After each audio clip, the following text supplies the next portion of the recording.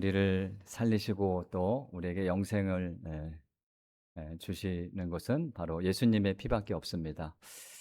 그 은혜를 또 감사하는 마음으로 고백한 우리 할렐루야 찬양대에게 감사의 말씀을 드립니다.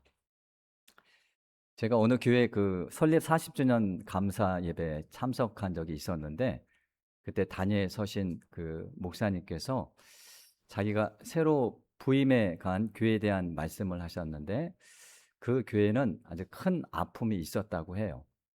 그게 뭐냐면 이게 장로님들이 두 파로 갈라진 겁니다. 그래서 교회에서 모이기만 하면 서로 싸우고 다투고 미워하고 그랬던 거예요. 자, 그러던 중에 어느 날 장로님 한 분이 이제 돌아가시게 됐습니다. 이제 임종을 얼마 남기지 않고 그분이 모든 장로님들을 다 초대하셨대요. 그러니까 이제 교회 장로님들 다 모이셨겠죠.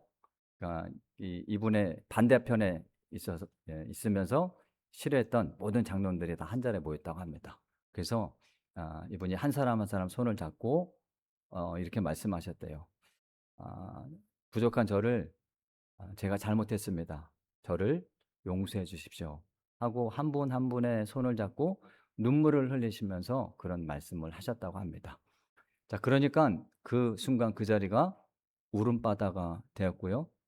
그 교회에는 다시는 장로님들이 싸우는 일이 없었다고 합니다. 자, 죽어가는 한 분의 그 용기와 결단, 그 용서가 있었기에 아마 가능한 일이 아니었을까라는 생각을 해보게 됩니다. 누구나 살면서 이 안 좋은 관계를 가질 수도 있죠. 미워하는 사람이 있을 수도 있고, 또 싫어하는 사람이 있을 수도 있고, 지금도 그런 분이 계실 수도 있습니다. 어떤 초등학생이 병원에 입원을 했어요. 입원을 했는데 친구들이 이제 병문안을 갔던 거예요. 근데 이제 요즘은 다 그거를 쓰잖아요. 그 병문안 가기 전에 환자의 관계가 어떻게 되는지, 보통 지인, 친구, 가족 이렇게 쓰는데 초등학생들이다 보니까 그 말뜻을 몰랐던 거예요. 그러니까 환자의 관계라고 그 자리에다 뭐라고 썼냐면 좋음이라고 썼다고 합니다. 아, 우리 어른들이 그 아이들의 그 순수한 그 마음처럼 그런 마음을 갖고 있으면 서로 좀 덜 미워하고 덜 싫어하지 않을까, 그런 생각을 해 봤습니다. 자, 사도행전 9장 오늘 이제 본문 앞부분을 보면 이 사울이 다메섹 도상에서 부활하신 예수님을 만난 후에 그의 눈이 멀게 되는 그런 장면이 나옵니다. 자, 그래서 그는 주변 사람들의 도움을 받아서 보이지 않으니까 간신히 다메섹에 도착을 해요. 자, 그때 이 예수님은 흑암에 갇힌 사울을 도와줄 사람을 찾으시는데 그가 바로 오늘 본문의 주인공인 이 아나니아입니다. 자, 아나니아는 위대한 이 사도 바울의 그늘에 갇혀 쉽게 우리가 지나칠 수 있는 인물이지만 오늘은 이 아나니아에 대해서 함께 묵상하면서 은혜를 나누고자 합니다. 자, 사도행전 5장에도 아나니아라는 사람이 나왔었는데 기억하실 거예요. 근데 오늘 본문에 나와 있는 아나니아하고는 이름은 똑같은데 다른 사람입니다. 사도행전 5장에 나온 아나니아는 그 아내 그 삽비라하고 초대교회 신자였어요. 근데 초대교회는 어떤 일이 있었냐면 그 자기 재산을 가난한 사람들에게 이렇게 나눠주는 그런 아주 귀한 역사가 일어나고 있었죠. 그러니까 주변 사람들이 세상 사람들이 봐도 너무 보기 좋은 거예요. 그러니까 칭찬을 하기도 하고 존경하기도 하고 그러니까 그게 아나니아가 보기에 참 좋았던 거겠죠. 그래서 아내하고 상의를 합니다. 여보, 우리도 우리 재산을 가난한 사람들에게 나눕시다.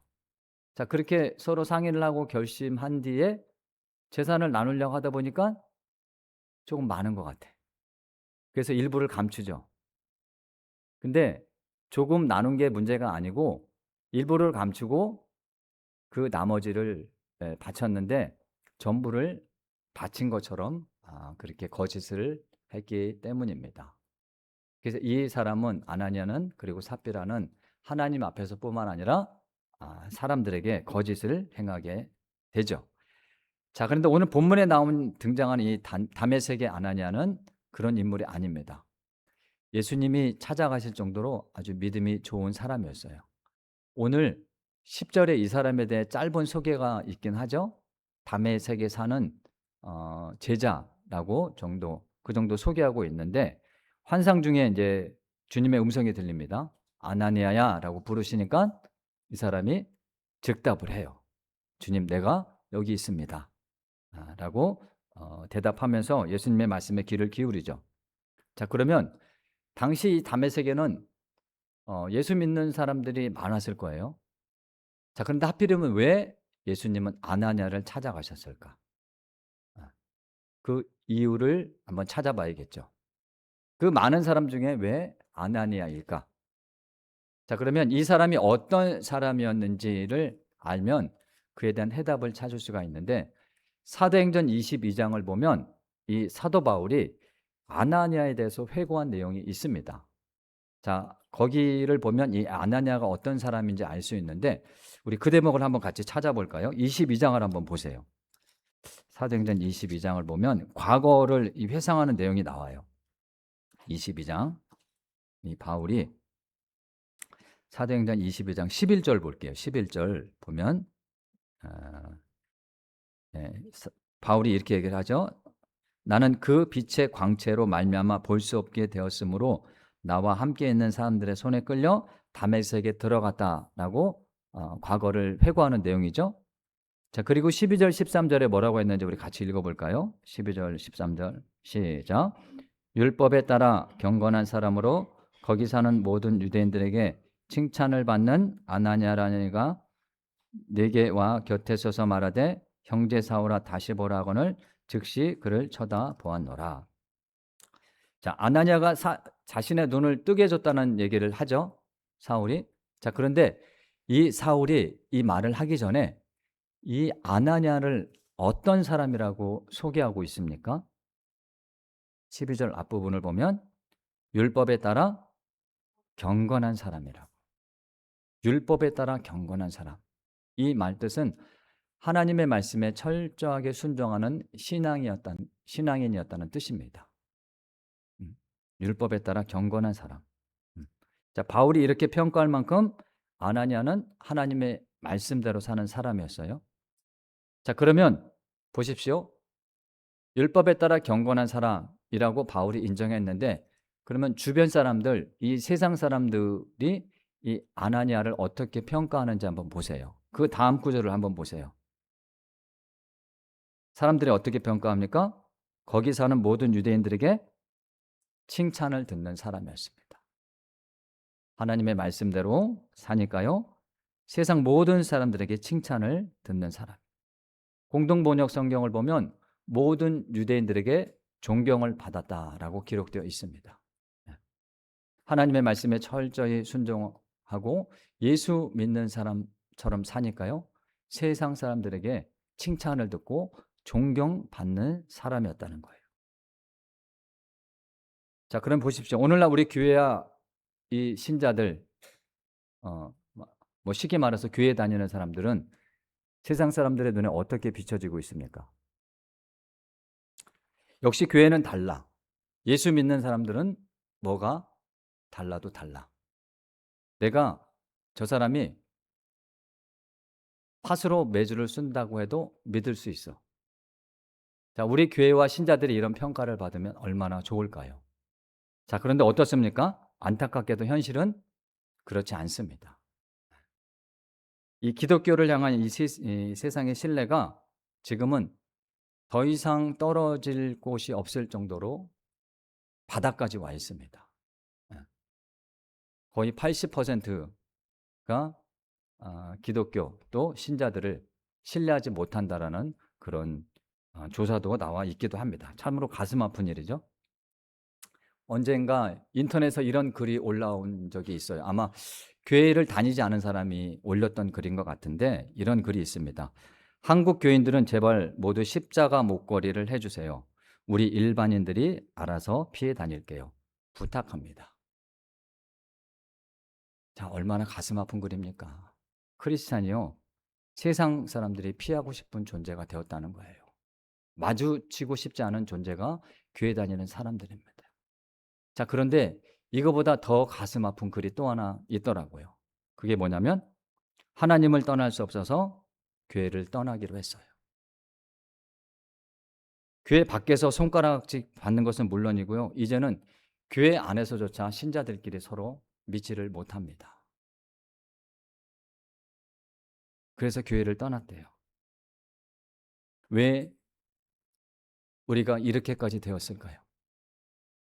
그건 바로 예수 믿는 우리 한 사람 한 사람이 아나니아처럼 살지 못하기 때문입니다. 하나님 말씀대로 살지 못하기 때문이에요. 교회 와서는 경건한 척 하는데 이 세상에 나가서는 세상 사람들보다 더 악랄하고 지독합니다.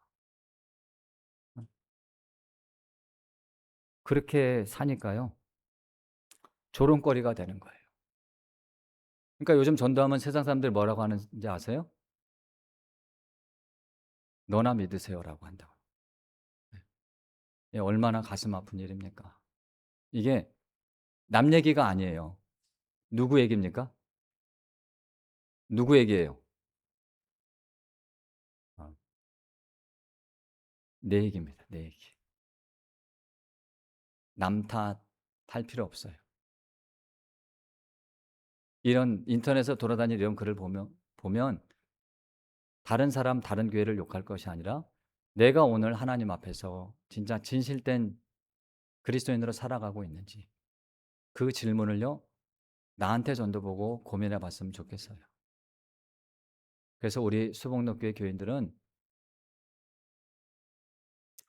소크라테스가 말했다고 하죠.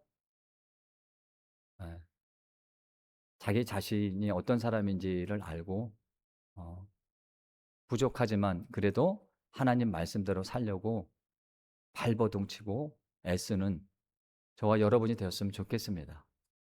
예. 예수님이 그렇게 말씀하셨잖아요. 너희가 세상의 빛과 소금이 되지 못하면 밖에 버려져서 세상 사람에게 밟힐 것이다. 2000년 전에 예수님의 경고가 오늘 우리의 뼈아픈 현실이 됐습니다. 그러니 이제라도 깨닫고요, 예수님의 그 말씀처럼 세상의 빛과 소금으로 살아갈 수 있는 또 우리 수복록교회 또 귀한 우리 성도님들 다 되시기를 주님의 이름으로 축원합니다. 아나니아가 그랬잖아요. 하나님의 말씀대로 사니까 모든 사람에게 존경을 받습니다. 그러니까요, 보세요. 이 사람이요, 위대한 사도 바울을 세우는 그 첫걸음에 하나님의 도구로 쓰임을 받습니다. 얼마나 귀한 사역을 하게 되었습니까? 자, 그런데 이제 문제는, 자, 그렇게 믿음 좋고 경건한 아나니아라 할지라도 이 사람도 연약한 사람입니다. 네, 부족한 사람이에요. 예수님이 아나니아를 부르시고 뭐라고 말씀하십니까? 유다의 집에 있는 사울을 찾아가라. 거기 사울이 지금 머물고 있으니까, 근데 그가 지금 앞을 보지 못한다. 그러니까 네가 가서 안수를 해주고 기도해서 그의 눈이 뜨게 해줘라 라고 말씀을 하신 거예요. 자, 그런데 이 아나니아는 그 말씀만큼은 순종하고 싶지 않았던 겁니다.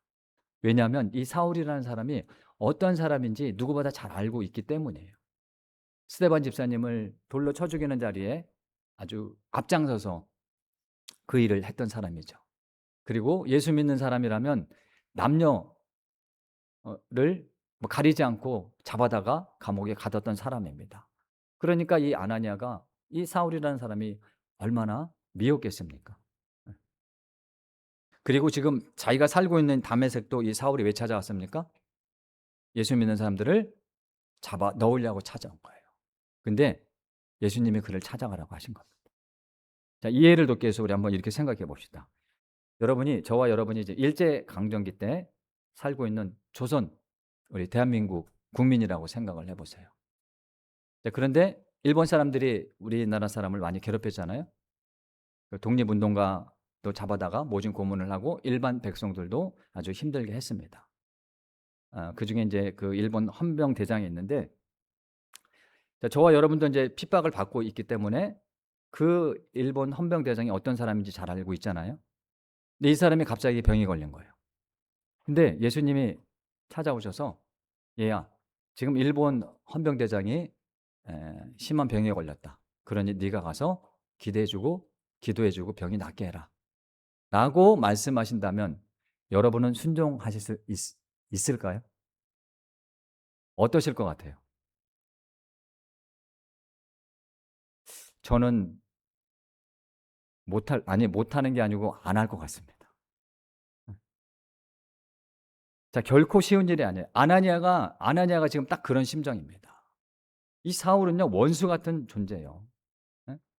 자기 백성을, 동족을 그렇게 감옥에 가두고 핍박하는 사람입니다. 지금 또 아나니아도 잡혀갈지 모르는 그런 상황이잖아요. 그러니까 이 사람은 예수님의 그 말씀을 순종하고 싶지 않았던 겁니다. 그래서 오늘 본문 13절과 14절이 그 내용이에요. 하나님, 제가 사울에 대해서 소문을 들어서 잘 알고 있습니다. 어? 주님의 제자들을 마구잡이로 핍박하는 사람이지 않습니까? 그리고 여기 지금 다메섹도 예수 믿는 사람들을 잡아 넣으려고 온 것이 아닙니까? 그런데 어떻게 제가 그 사람에게 찾아가 그를 위해서 기도해 주겠습니까? 라고 아주 그냥 항변하는 내용이 본문 13절, 14절 내용이죠.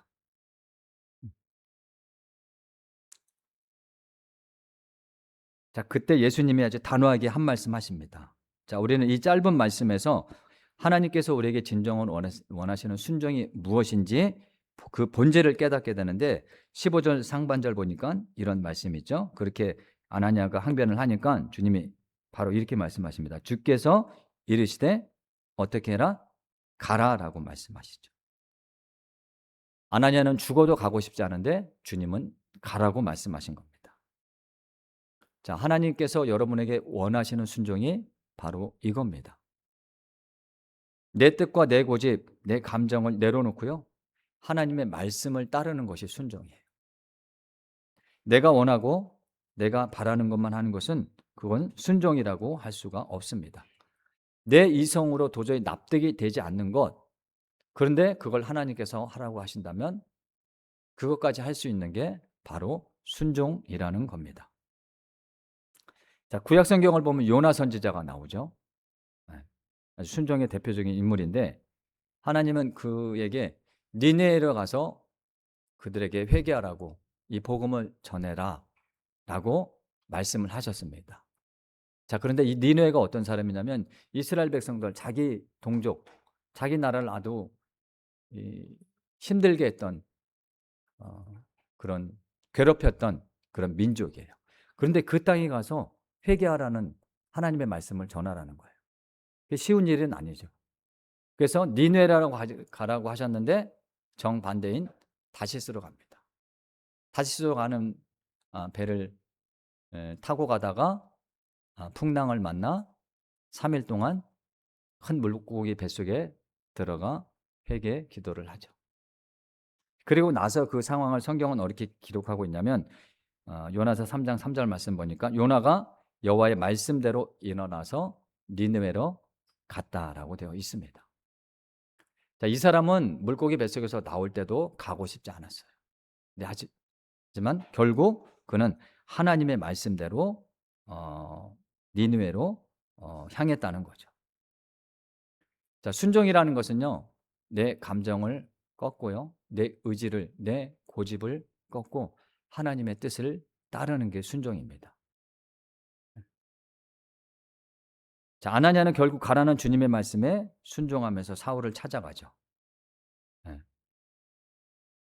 자, 그 내용이 본문 17절에 나와 있는데 우리 그 대목을 한번 볼까요? 사도행전 9장 17절 한번 보세요. 아나니아가 이제 결국 주님의 말씀대로 사울을 찾아갑니다. 같이 읽어봅시다. 같이 다시 한번 읽어볼게요. 9장 17절 시작.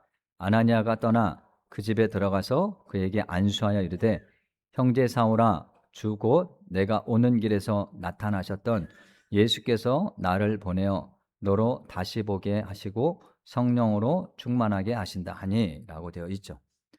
참 놀라운 장면이죠. 자, 이 대목에서 한번 보세요. 이 아나니아가 이 원수 같은 사울을 향해서 그를 첫 마디로 뭐라고 부르고 있습니까? 아나니아가 뭐라고 부르죠? 형제 사울아라고 부릅니다. 형제 사울아. 음.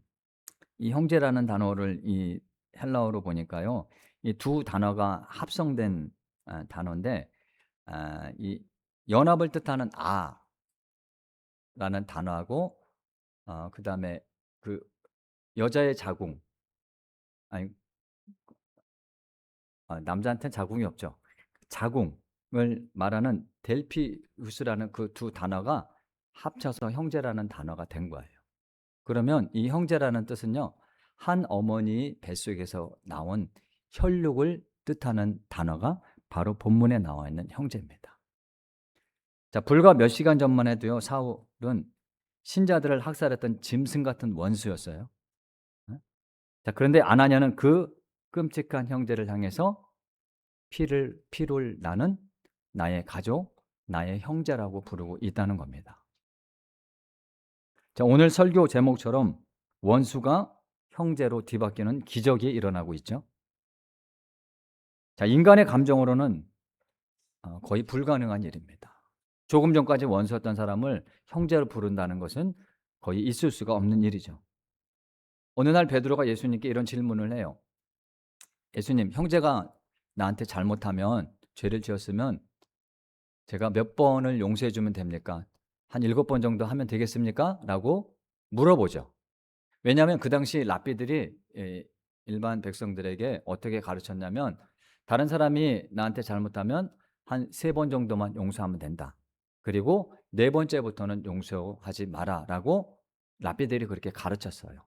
자, 그런데 베드로는 그 랍비들의 가르침보다 거의 2배 이상 7번 정도 용서하면 되겠습니까? 라고 물었던 거죠.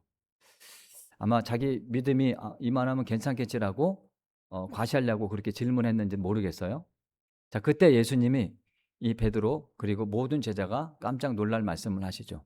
얘야, 7번뿐만 아니라 7번씩 70번이라도 용서해야 한다라고 말씀하셨습니다.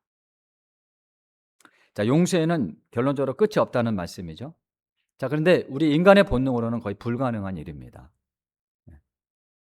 자, 아나니아 입장에서 사울을 용서하는 것도 거의 불가능에 가깝습니다.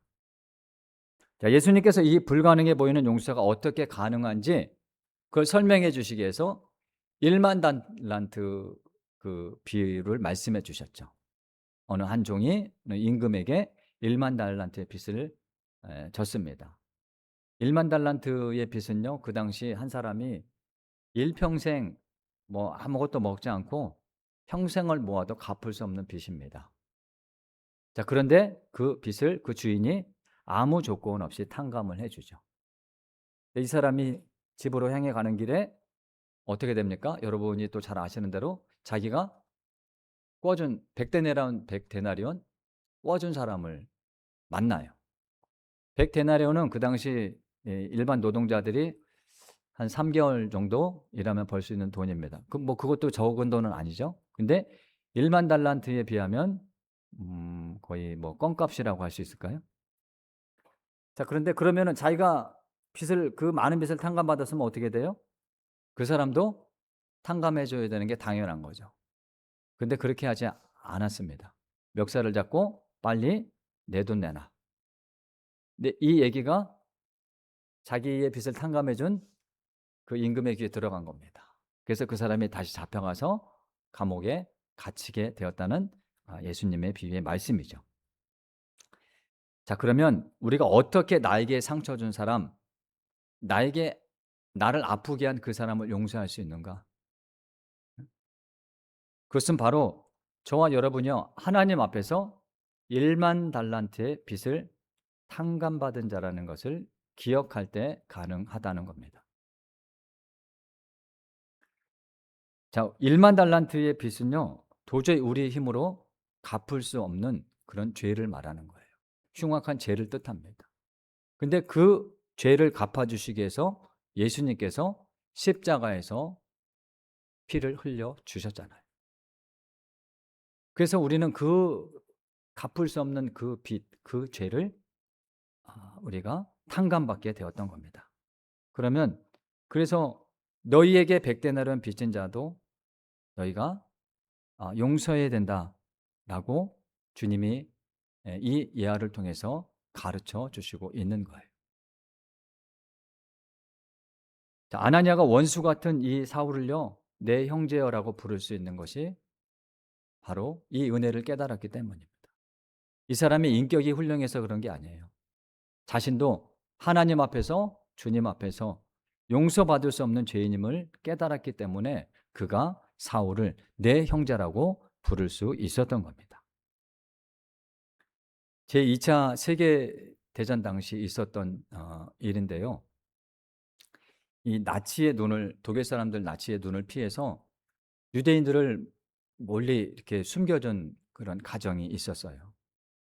이제 코리 텐붐이라는 여사, 그분의 이제 가정이 그렇게 그 유대인들을 숨겨줬습니다. 근데 그게 발각이 났어요. 그래서 가족들, 특히 이 코리 텐붐 여사하고 언니가 그 수용소, 악명 높은 수용소 라벤스부르크라는 수용소에 갇히게 됩니다. 근데 언니가 거기서 죽어요.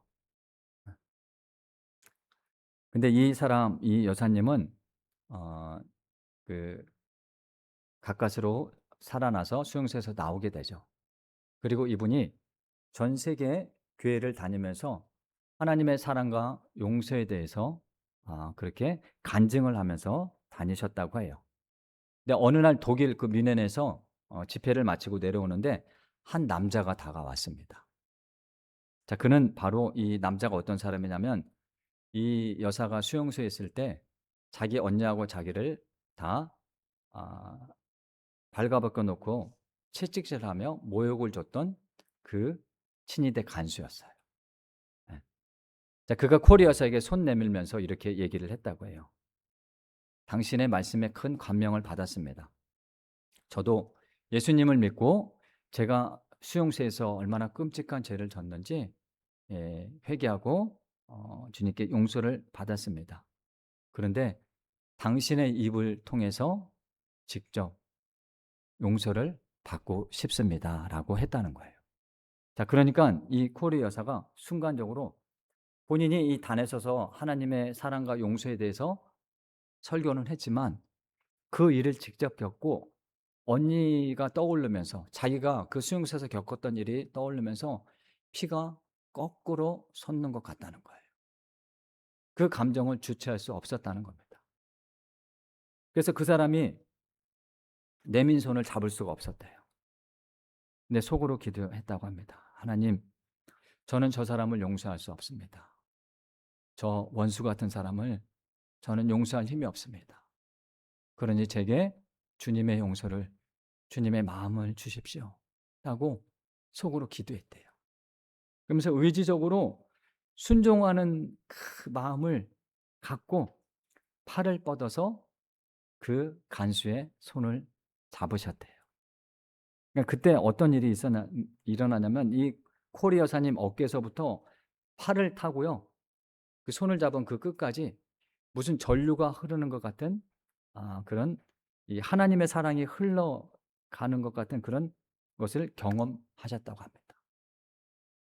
그래서 그 순간 그 간수를 안고요, 이 두 사람이 한참 동안 펑펑 울었다고 합니다. 이분이 쓰신 책도 있어요. 아마 유튜브에 검색해 보시면 코리 텐품 여사님에 대한 그런 일화가 를 쉽게 접해 보실 수 있을 겁니다. 보십시오. 이분이 그 원수 같은 간수를 어떻게 용서할 수 있었습니까? 내가 하나님 앞에서, 주님 앞에서 용서받은 죄인임을 깨닫고 있었기 때문입니다. 사랑하는 성도 여러분, 혹시 여러분의 지금 미워하고 싫어하고 증오하는 사람이 있지는 않습니까? 오늘 말씀을 다시 한번 새겨 보셨으면 좋겠어요. 내 감정과 내 의지로는 죽었다 깨어나도 용서할 수 없죠. 그럴 때마다 십자가를 바라보시길 바랍니다. 나를 용서해 주시기 위해서 십자가를 지신 그 주님을 바라보시고 그 은혜를 한번 떠올려 보세요. 그러면 하나님께서요, 저와 여러분에게도 용서할 수 있는 그런 힘과 은혜를 주시리라 믿습니다. 바라건대 우리 모두가 이 아나니아처럼 십자가의 빚진 자됨을 기억하면서 나를 힘들게 한 그 한 사람을 나의 형제라고 부르며 살아갈 수 있는 그런 귀하고 복된 우리 귀한 성도님들 다 되시기를 우리 주님의 이름으로 축원합니다. 예. 우리